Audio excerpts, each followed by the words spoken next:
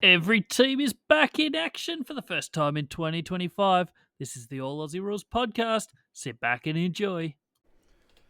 Welcome on in, everybody, to the All Aussie Rules football podcast. We got episode 13 coming your way today, and it's our round one preview episode. Finally, all 18 teams are playing this weekend. So, finally, it's happening. Obviously, we had two matches in the end last week. So 4 teams have played a game, but we've got all 18 teams out on the park this weekend, and it's going to be a cracker. There's going to be some interesting storylines that come out of this weekend, out of these games. It's going to be interesting. We got some hot weather. We got some potential downpours. So, yeah. There's a lot happening. We're not going to waste too much time before we get into it here, but don't forget to hit that like button, subscribe, no matter what platform you're on. This goes out on YouTube, Spotify, and Apple Podcasts. Wherever you are, go hit that subscribe button. Don't forget to leave a comment below. Let me know who you're tipping. Who's your lock for this weekend? Who's definitely going to win? Let me know. We're going to preview all 9 matches in just a moment. So we're going to jump into the first one. Thursday night football. It's back. We missed out on last week having a Thursday night game. But this week we're back. Richmond Carlton, the traditional first game of round one.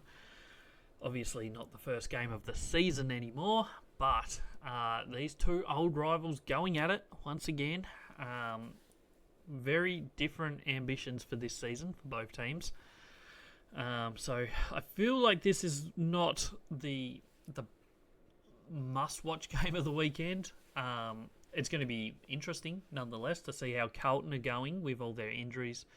And also to see Richmond. I've got a few youngsters playing this weekend, so it will be good to watch them, see how they go. So we're going to jump into that very, very shortly. Let's give a wrap-up of, I guess, the history of these two teams over the last couple of years. They obviously play this match every year. Last year, it went down to the wire. Carlton ended up winning by 5 points, but all the way through, especially the third quarter and even the last quarter, Richmond looked like they were well and truly in this game. Obviously, Richmond's season fell apart after about round 5 or so, but up until that point, they were okay and quite competitive, and that showed in this one against Carlton, where they certainly blew. When I say blew, they had chances, and they didn't take it in the end. Carlton ended up winning by 5 points. They met again later in the season, late in the year, and Carlton won that one comfortably by 61 points. That one was in round 16. And then if you go back to 2023 opening match, round 1, it was a draw. 58 apiece, 8 goals 10, played 8 goals 10. So, Richmond, it's been a little while since they've won one. They typically, historically, have had the wood on Carlton over the years, certainly over the last 10, 15 years. That has changed over the last 18 months or so, and I would imagine it will continue that way as well. Carlton obviously having finals aspirations, Richmond certainly not having finals aspirations. Teams have been announced for this game. I'm recording this on a Wednesday night, so a full 24 hours until the game starts. 3 debutants named for Richmond. Luke Traynor, Sam Lawler, the number 1 draft pick, and Harry Armstrong. So 3 debutants. Exciting times for those 3. Chuck in the fact that they've actually named an okay team. Tom Lynch is back, hopefully at his best this year. Obviously last year was not one to write home about, but he spent most of it injured. And you can probably say the same about the previous year as well. So good news for them to have him back. Obviously their midfield's still pretty solid. Nankervis, Taranto, Hopper. A lot of young players on this list, and that's pretty much where they're at, I guess. You're going to see times where it's not the best football from them, but they're all going to be learning. They're all going to be getting better, so it's definitely still worth the watch. And as I said, number one draft pick from last year is on the field for this game in Sam Lawler. He's named in the forward pocket. I think we'll see plenty of him this season, and hopefully he lives up to some of the hype of being a number one draft pick. On the Carlton side of things, I guess the main announcement here is their debutant, Lucas Camporelli. Obviously, we all hoped it was going to be Jagger Smith up until 3 weeks ago when he did his ACL. But Lucas Camporelli has come from, I won't say nowhere because he's always been thought about at Carlton, obviously, but it's good to see him ready to go because he has played pretty well throughout the preseason, especially in that last preseason game. He was really, really good. Nick Haynes has come across from GWS, so he's going to be a worthwhile addition into this backline for the Blues. And Francis Evans has also joined the club and will be starting. Well, he's named on the bench at the moment, so we'll see if he is a sub or if he's starting on the field, but he will definitely be getting his debut. Interesting notes from, I guess, their lineup. Jack Silvani, as he has done in the preseason, is starting in the back pocket, or at least named there. De Koning, one out ruckman, will be interesting. I mean, I expect that we'll see him pretty good. Brody Kemp up at centre-half forward. Obviously no Charlie Curnow at the moment, so Kemp's taken that swing forward and kind of filling that Curnow spot until he's back. Whether he can cement himself into this team or not, we'll soon find out, I guess. Yeah, that's all the information we have from team lineups. What can we expect to see here? Carlton, obviously it's their first game, both teams' first game of the season. Carlton's preseason has been pretty good, in all honesty. Their second game against GWS looked really good. They moved the ball really well. They looked strong. They looked ready to go. So I expect them to be ready to go. Richmond, on the other hand, their preseason was about what we expected. It was always going to be tough. And I wouldn't expect too much from them. They'll be focusing on game plans, on learning roles, on developing players, I think, for most of this season. That's how it's going to start, at least, I think, and I would be surprised to see it any different. Yeah, that's the story of that one. We'll jump into game number 2, hopefully. No, I've gone the wrong way. That was game number 9. Game number 2 is Friday night football. It's going to be Hawthorn Essendon Friday night football MCG action. So we've got 2 games at the MCG this weekend. Another traditional rivalry game, and one that we started the season with the last 2 years as well for both of these clubs. Last year, Essendon did win it 107-83. However, they kicked very straight compared to Hawthorn, and that was basically the difference in it. Hawthorn kicked 11-17, Essendon 17-5. And we know how that, I guess, rest of the season went for both teams. Essendon showed signs, but ended up falling away towards the end of the year, whereas Hawthorn had that really slow start and then really got crank and made finals. They've obviously already played a game this season. They did play last week against Sydney and looked outstanding, got the win. So they'll be looking to take their record to 2-0 after round 1. You go back to 2023, Essendon also won round 1 matchup. They won that one 124-65. You go back to 2022, they met in round 8, and Essendon won it by 27 points. So Essendon certainly have the wood over Hawthorn in the last 12 months, or more than 12 months, last couple years at least. However, I think most people were expecting Hawthorn to do really well in this one. They're just overall overall, looking like the better team heading into 2025. Obviously, teams are not announced for this one yet, being that it's a Friday game. We've got to wait 24 hours from recording time. So by the time you're watching this, teams might be out. They might not be yet. What do we expect to see? I mean, Hawthorn are pretty much going to show us what they did last week. I think for the longevity and performance of this team going forward, they need to not be so reliant on midfield goals. It worked really well for them, obviously, last week. But they need their forwards to contribute a little bit better to the scoreboard than they did last week. There was one goal from Chol, there was none from Ginnivan, there was none from Watson. Dylan Moore did do okay early, so he did contribute, but I think that will be their main aim, I guess, getting those forwards into the game a bit more. Nick Watson only had the 4 touches. Ginnivan did touch it a bit, had a few shots, but couldn't convert. So that will be number one priority, I think, for Hawthorn. Their backline looked pretty solid. Their midfield was outstanding. That was where they won the game, no doubt about it. Will Day was a league above everybody else. Lloyd Meek played really well, so that's what we're going to see from them. Essendon's pre-season has been, in all honesty, quite outstanding, above what we kind of perhaps expected from them. Their number one thing through pre-season has been pressure, from what I've seen.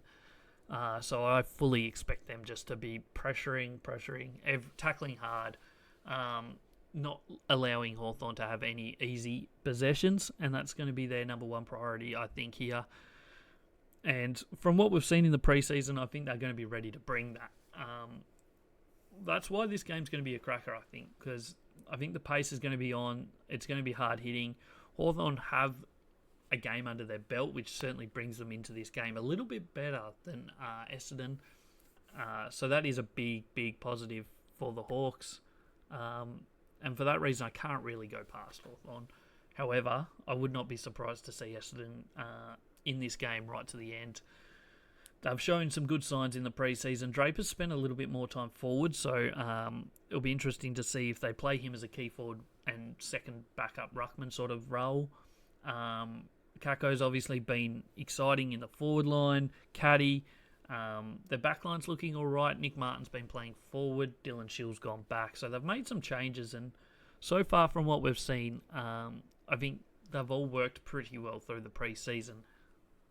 Whether they work going into a actual season, proper game, we'll find out, I guess, in a couple of days' time. But all signs look pretty good from them pre-season.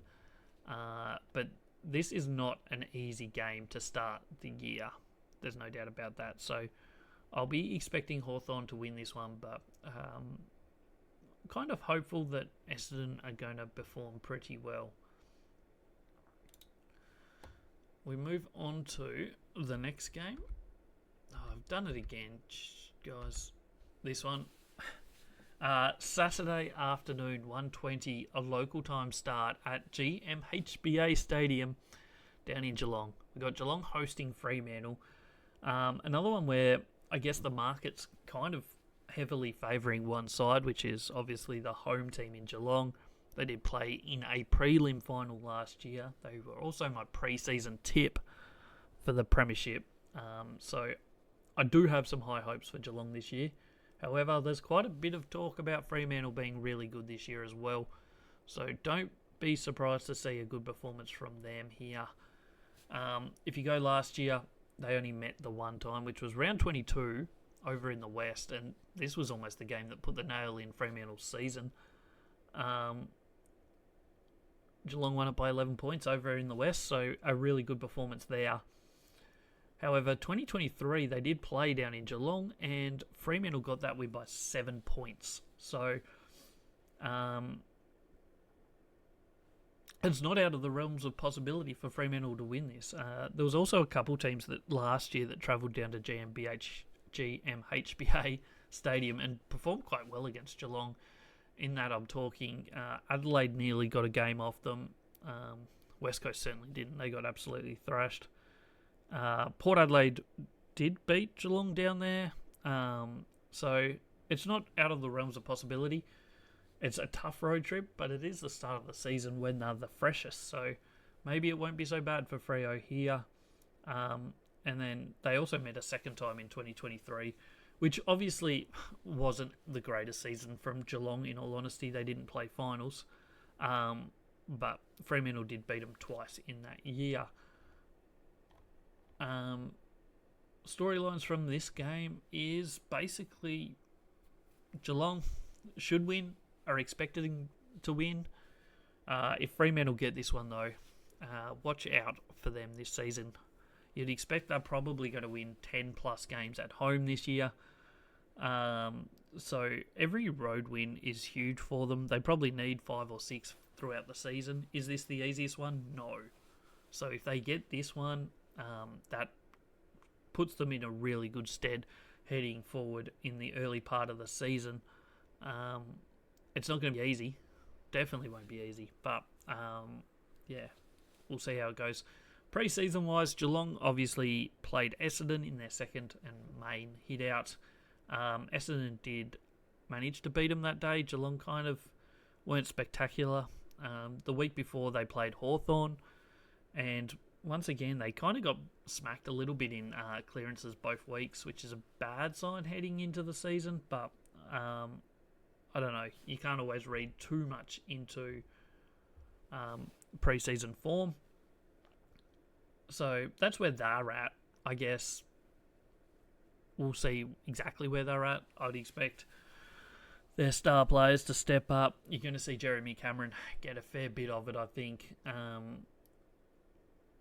They won't want to be wasting their chances like they perhaps did in the preseason, and we'll probably see a better performance from them. Fremantle's preseason has been okay. They played Melbourne in their main hit out. Looked pretty good without looking outstanding. Some of their players look good, especially earlier on in that match. I think we'll see, a good performance from them. I don't think they'll be able to win this one, but I'm certainly not writing them off. I think they'll be ready to go because there's some high hopes for Fremantle this year. They have obviously a very good team. They had arguably the best clearance team in the competition by quite a while last year in the throughout the season, and didn't really make use of it. They don't score enough from their clearances, but they absolutely dominate the clearances.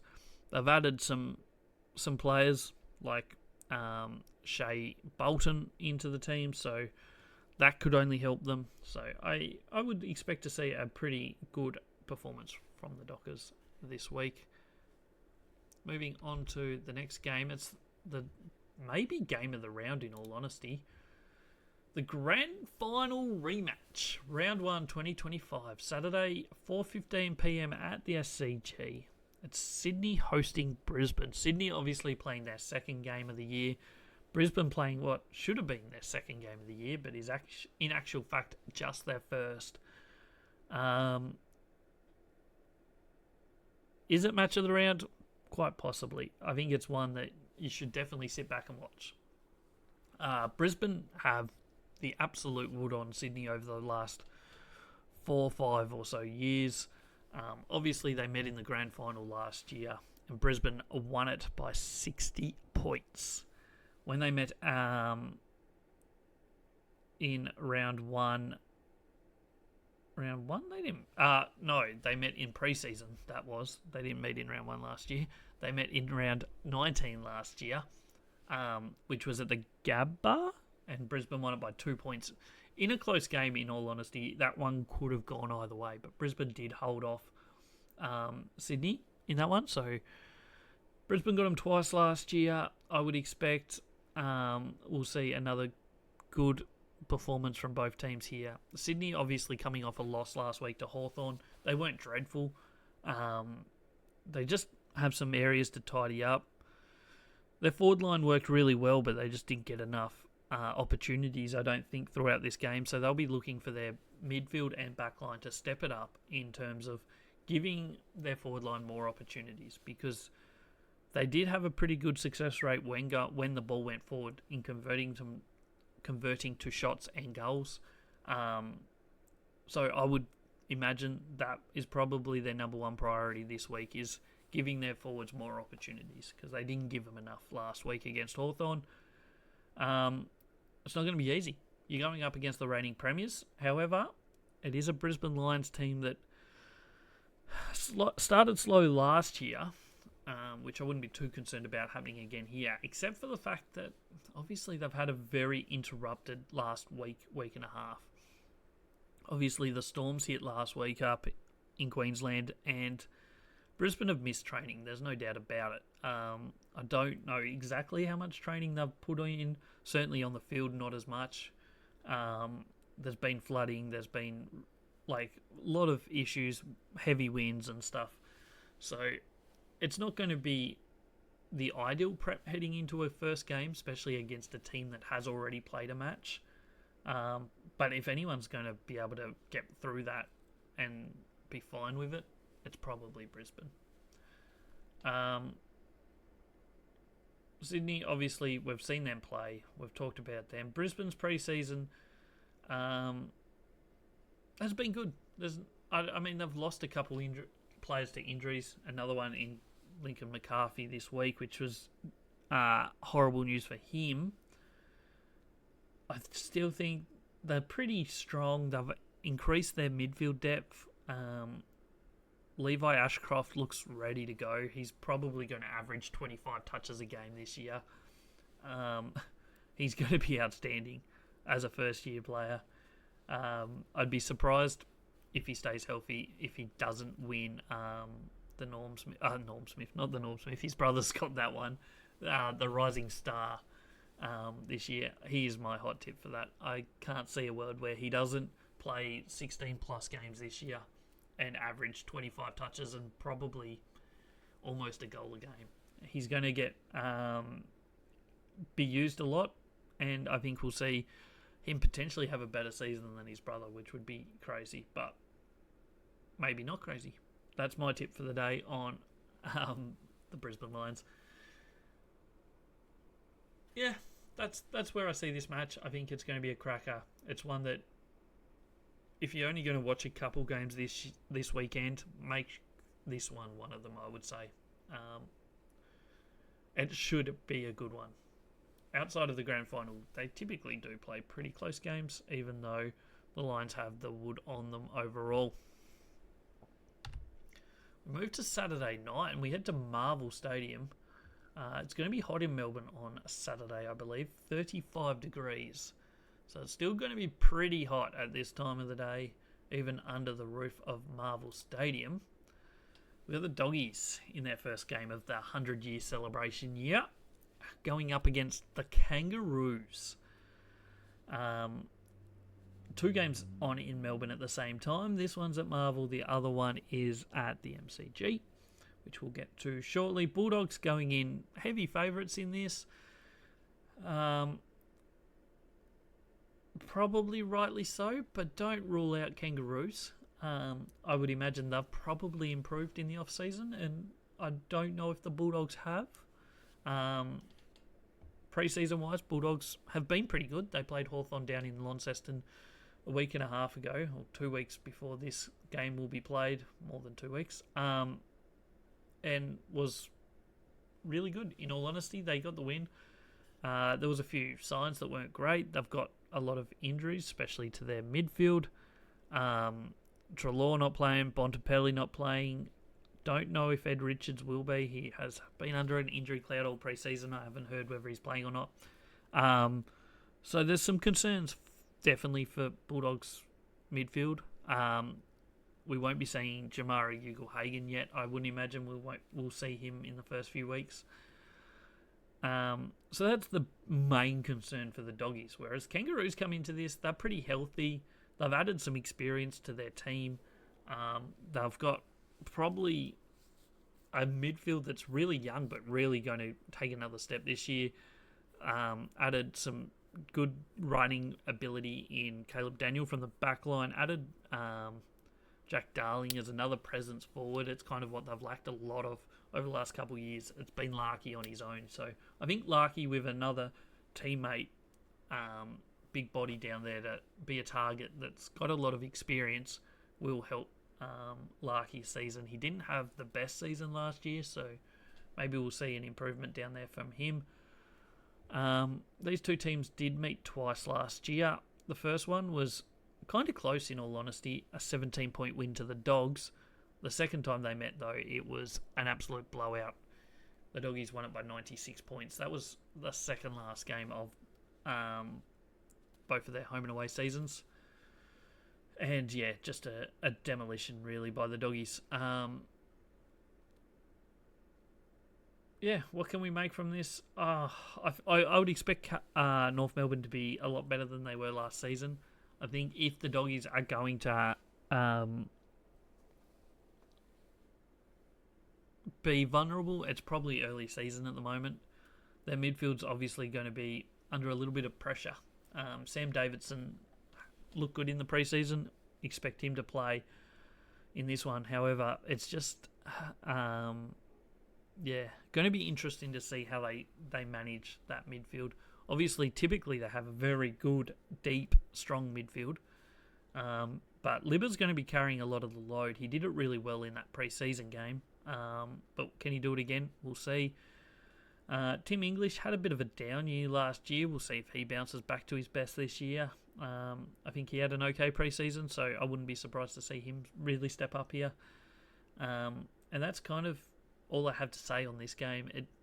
It's not probably on paper the most exciting game, but I think it actually could be a good game to watch. I expect North Melbourne to do pretty well, and it's going to be interesting to see how the Bulldogs cover the midfield absences, because they're going to have that for the first few weeks.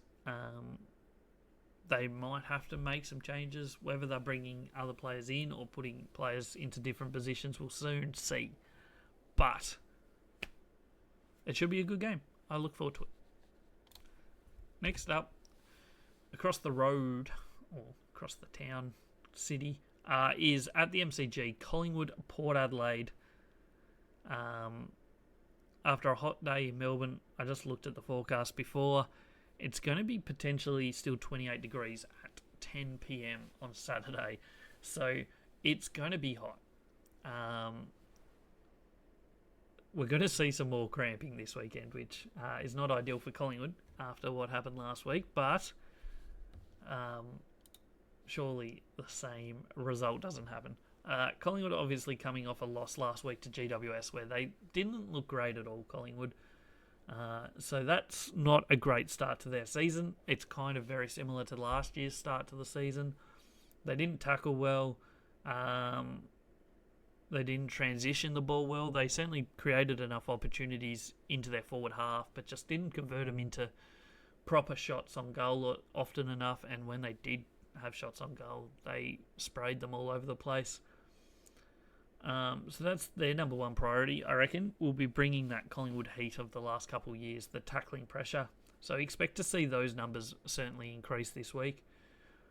On the other side of things, Port Adelaide haven't played a game yet in the actual season. Their pre-season went pretty well.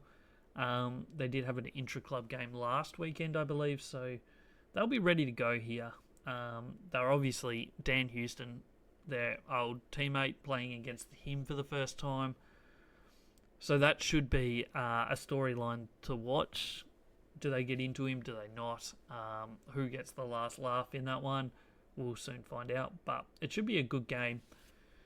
A bit of a rivalry historically between these two teams. Over the last few years, Collingwood have kind of had the wood on Port Adelaide over the last 5-6 years. Most of those games have been at the MCG, in fairness to Port Adelaide, like this one will be. But even over in Adelaide, Collingwood did get the last one. So last year they met early season round 6, just as Collingwood were finally hitting their straps. They kicked poorly, but still won it comfortably, 17-21, 123, by 42 points. I think they were trailing by almost 5 goals in that one as well. They just had an absolute blitz late in the second quarter, right through to the rest of the game. And then you go back to 2023, they met twice. Once in round 2, Collingwood won it by 71 points. And then they met again in round 19, which was another Jamie Elliott match-winning goal. I think with about 2.5 minutes to go, Jamie Elliott kicked a goal from the boundary to win it. So, yeah, that's how we have this game. It should be a good one. Collingwood currently favourites, but I'm not sure how that is after how they played last weekend, but we'll see how they bounce back. They certainly will be wanting to show that last week was not the true Collingwood and that they can do a lot better here. Next up, we head to Sunday football, and this is arguably, in my eyes, maybe the most important game of the weekend. It's Adelaide St Kilda, both with new logos, at the Adelaide Oval on a Sunday. Early start, 12:35pm AEDT, so 12:05 in Adelaide time.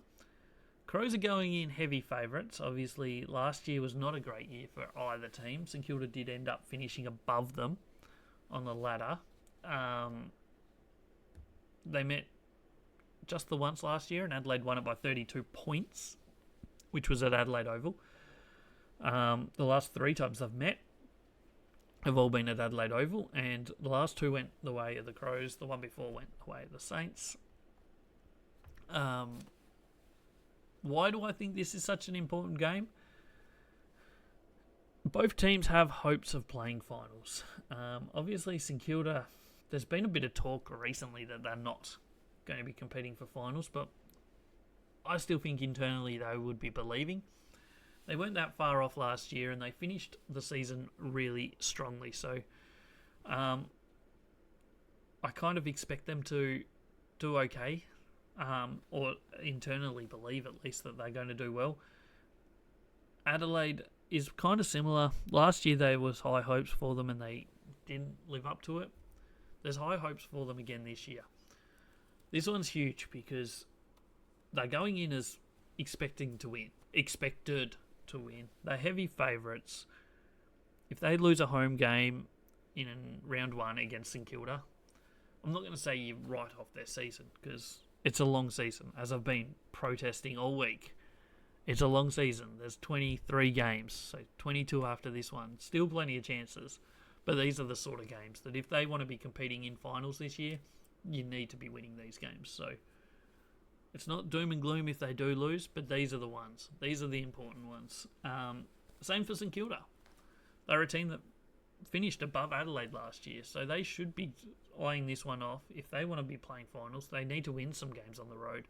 This might be the one. This might be their first one that gets their ball rolling. So I think Adelaide will go in heavy favourites. They should go in heavy favourites, but I still think it should be a cracking game for both teams. And yeah, very important for both teams. We'll jump into the next one. Sunday afternoon at the MCG, 3:20, going up against the F1 Grand Prix. And I said Saturday was going to be hot in Melbourne. Sunday, potentially a fair bit of rain. So watch out for that. It's a developing story. Melbourne, historically, not the greatest team in the rain. However, they did beat the Dons last year in the rain. Giants, I think their game would work fine in the rain. They run the ball, they push the ball forward, so it should kind of translate well to wet weather football, if that is what eventuates. The Giants are going in favourites for this one, coming off their huge win, 52-point win against Collingwood in opening round. So they've got their tails up, they're flying. They're going to start getting players back, potentially Tom Green this week and a few others over the next couple weeks, either side of the bye, or probably the other side of the bye. But they look good. They looked really good last week, so they'll be tails up, ready to go. Melbourne, on the other hand, obviously didn't play last week.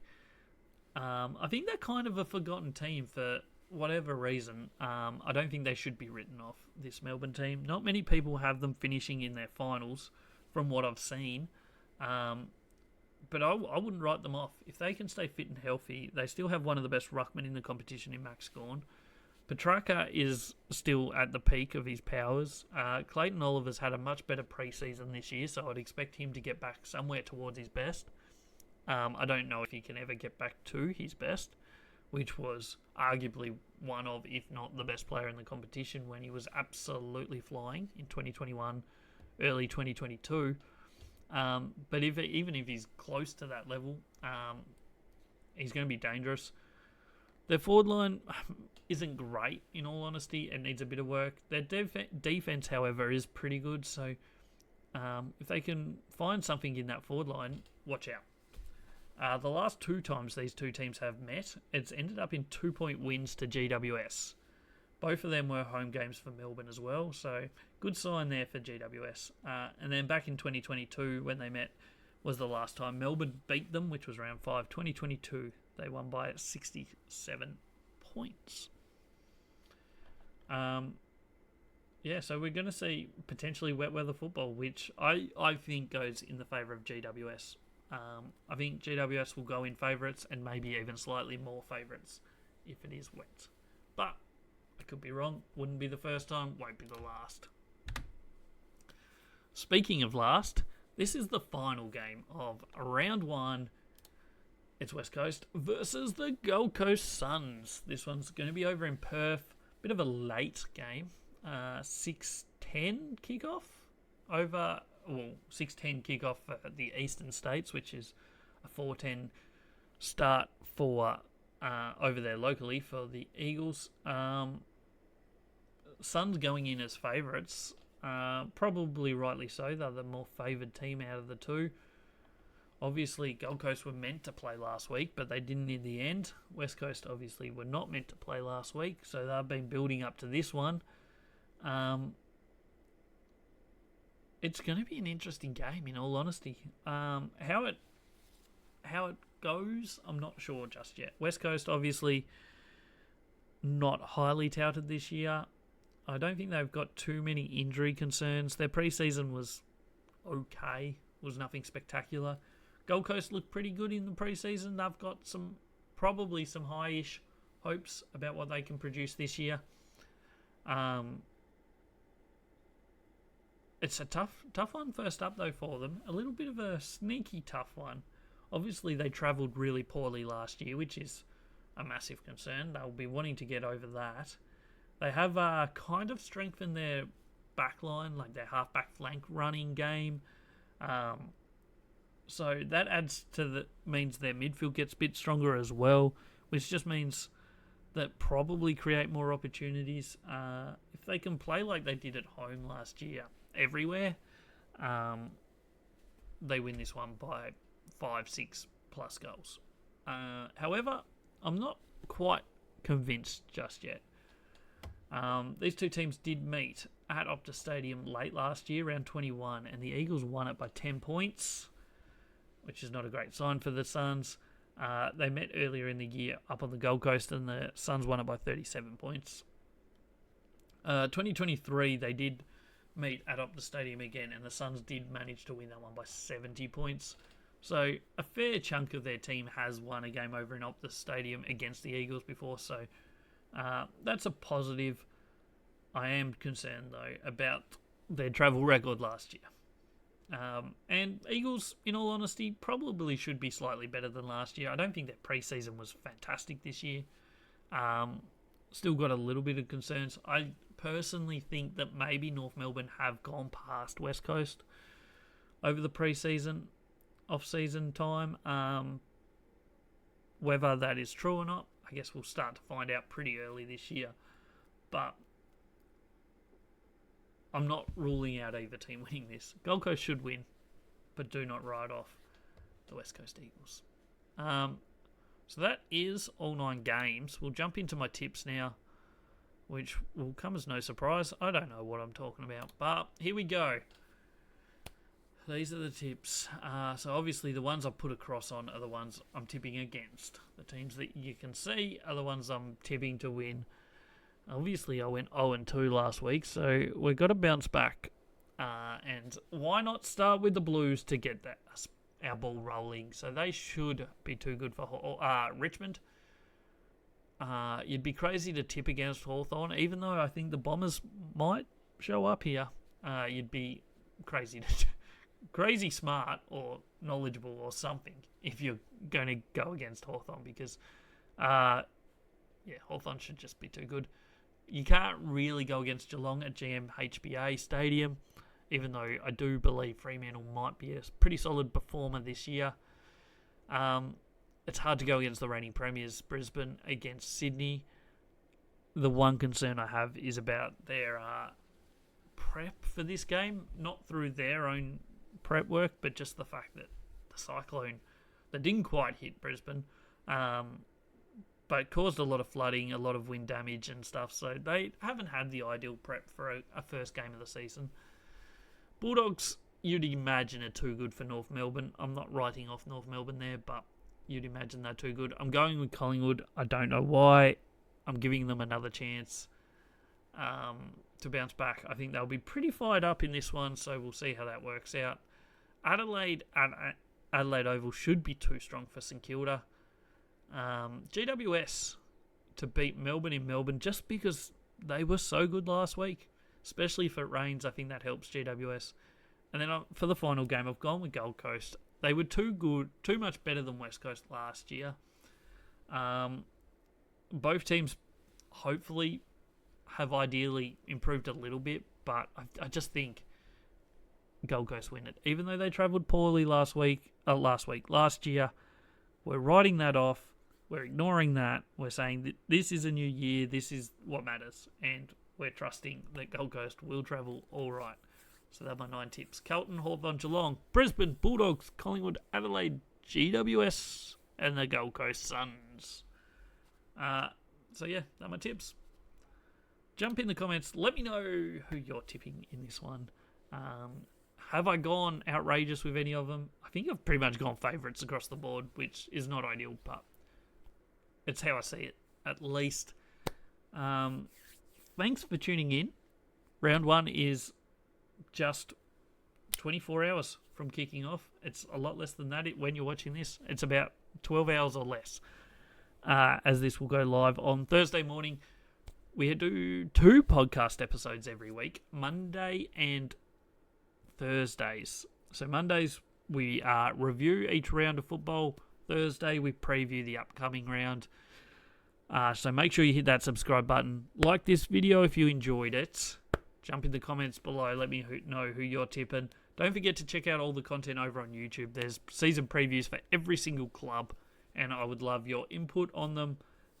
So go watch them. Check them all out. Check out the socials. We're pumping Instagram posts out regularly. We're planning on really live tweeting during games a lot on Twitter /Blue Sky as well. So go check them out. Thanks for tuning in. Make sure you hit that subscribe button. I'll catch you on the next episode.